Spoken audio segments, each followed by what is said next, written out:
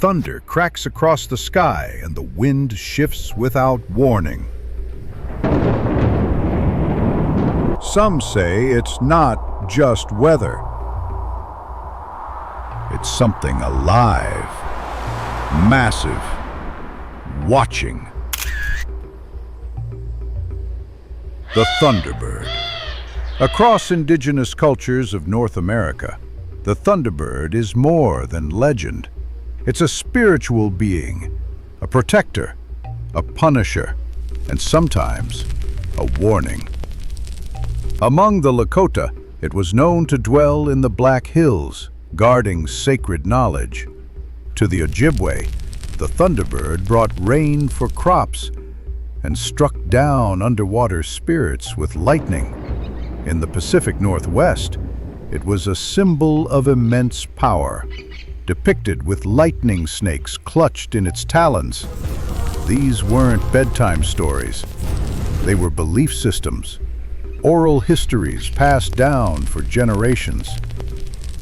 Often accompanied by totems, carvings, and sacred ceremonies that honored the Thunderbird as a very real presence in the world. But outside of tribal traditions, stories of enormous birds didn't disappear. They just changed.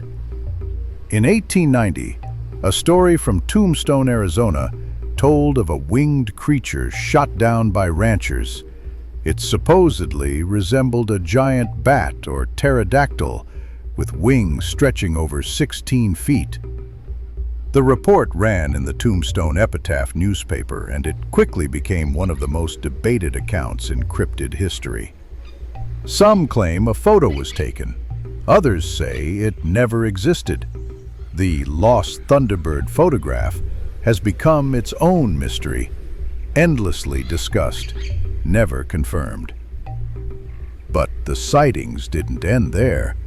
In the 1940s in Overland, Missouri, multiple witnesses claimed to see a bird with a wingspan large enough to block out the sun. Police were called. Newspapers covered the story, and once again, no solid evidence ever surfaced. Then came 1977 in Lawndale, Illinois. Two birds swooped down over a backyard. One of them reportedly grabbed a young boy, lifting him off the ground before dropping him.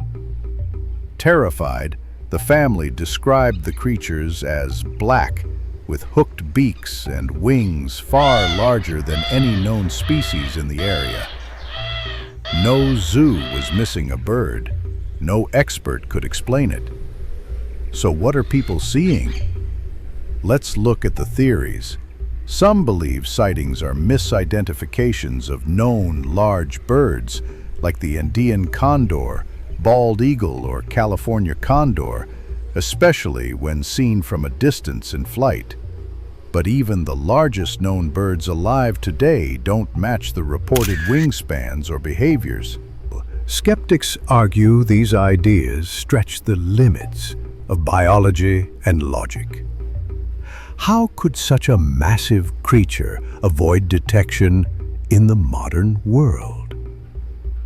But that raises another question. Are we even looking? Some regions in Alaska, Canada, and the Pacific Northwest remain vast, wild, and under-observed.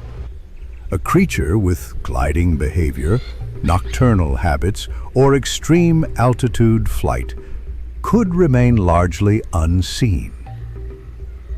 Folklorists also point out that the Thunderbird may be a cultural memory of real prehistoric encounters, early humans passing down stories of giant birds their ancestors truly witnessed. Over time, myth and reality may have merged into the being we now call the Thunderbird. So, what are we left with? A creature of myth, worshipped and feared across tribes. A mystery seen by modern eyes, but never caught. A case where folklore, history, and cryptozoology collide. The Thunderbird might be a symbol. It might be an echo. Or it might still be flying above the clouds, waiting for the next storm. Do you believe it? Have you ever seen something like it? Or know someone who has?